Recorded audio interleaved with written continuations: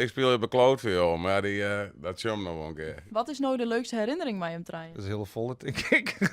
Ja, of is de volle mij maken. Wie gaan we altijd op vakantie mee en op Pifferens is, maar dat is wel altijd heel leuk. Dan zitten we eigenlijk gewoon al dingen maar week lang te soep. Dat is eigenlijk wel mooi. Ja, we hadden altijd leuk, zei het gewoon. We hadden gewoon echt elke week willen als we die kant op gaan. Ben je hem wel eens zenuwachtig nog voor een optreden? Siep wel. Ik denk dat ik een van de weinigen ben die nog steeds zenuwachtig is van optreden. Appie en ik dat totaal niet. Jij was een optreden met beiden die. Dat vind ik best wel leuk. Nee, kijk, Siep.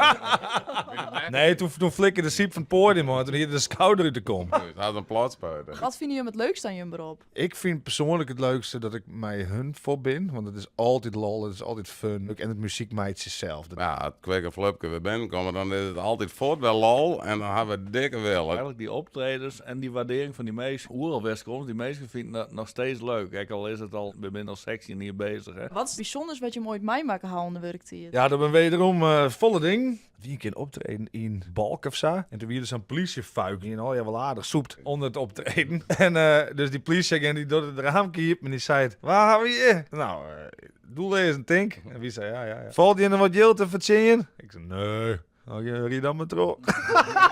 Wat willen je mij aan jongeren die echt DJ of artiest willen willen? Nooit stoppen. Gewoon vooral die zelf blijven, dan best op die best. Maar doe maar altijd trok in. De meesten die trok in, die haal je het altijd. Dat weer maar weer voor dit beroep. Met welke beroep moeten we de volgende keer maar in, hè?